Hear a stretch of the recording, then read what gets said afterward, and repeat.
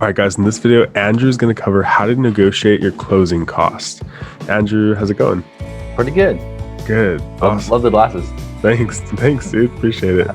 So tell me, you were talking a little bit about closing costs. What's the whole process like? What's the secret sauce and how to get closing costs down? From my experience, what I noticed with the sellers, once they come up with their price, they kind of get a little bit touchy. They don't really want to come down on their price. But other things that sometimes we overlook as buyers or agents is kind of sitting on the table. And one of those things could be appliances. So washer and dryer, refrigerator, those type of things aren't always included in the contract. So by including them is really saving, thousands of dollars that you'd have to come out of pocket as a buyer. And the other main one is closing costs. So when you buy a house, on top of the down payment, you're looking at impound account, insurance, and escrow and title fees. So those can add up to close to about $10,000 on average. And so by getting the seller to pay for them, sometimes that's not as a hit on their ego as the price, because when they go to sell their home, and same with the agent as well. So when that listing agent is posting that sale, for them, their ego likes it when it looks like they got full price. But then you have to kind of search way down below and it'll have a line item saying credit for closing costs. It'll be $10,000, $15,000. But at the end of the day, they got their full price on the actual sales price. And so that's kind of like a little back door where a buyer can save, a big chunk of money out of their pocket closing the deal.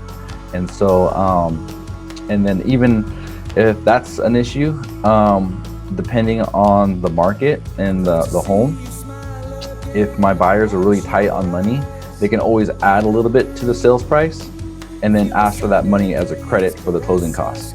So in a way, you're financing your closing costs, but if they're that tight where they don't have the extra $10,000 and maybe they don't have family willing to let them borrow the money, then that's another way that they can kind of squeeze their way in there. Could you give us like an example of maybe a deal in the past that's kind of been done in that way? Let's see. One of the last ones that we got a big chunk of closing cost. Let's see. It was an out-of-state seller. So the seller already moved out of the house.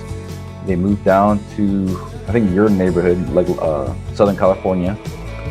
And so the house was sitting vacant. And so when we put the offer in, this is another technique as well, rather than asking for all the money up front, which is gonna be a little bit more difficult in most cases, what we do is we usually offer close to what they're asking. Then we have time to do our inspections.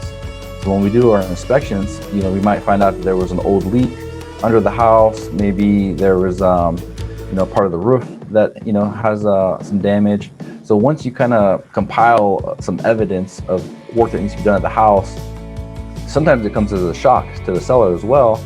And then at that time is when we can ask for, closing cost credit, and they're pretty, usually agreeable at that time. Got it. That makes sense. Okay. What are any other tips like for, I guess, like negotiating on, how about on the seller side when you're listing out property?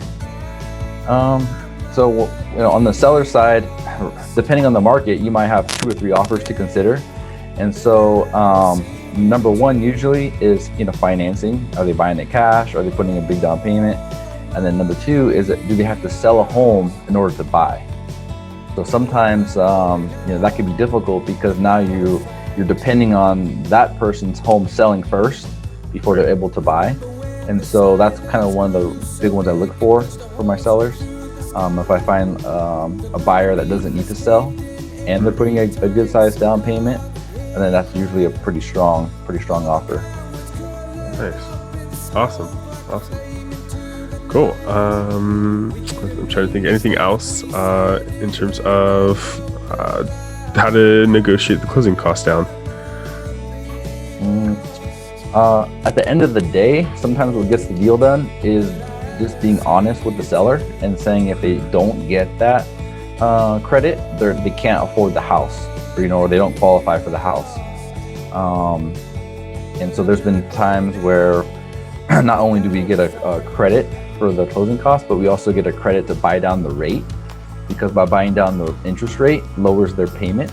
And then sometimes that's what's needed for them to qualify based on their debt to income ratio. And so it kind of becomes a little bit like teamwork. That seller, is dependent on that home selling, and they have plans of their own.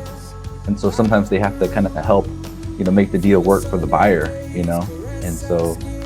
Could you explain that, buying down the rate for all of us? So by coming in with extra, they call it points on the loan, you can actually buy down your rate. So let's say if the rate was going to be 3%, but if they come in with, let's just say $5,000 or $6,000, they can buy down that rate to 2.75, and that makes a pretty good substantial difference on their payment. That's one way to do it. And it kind of goes both ways whenever you're buying a house or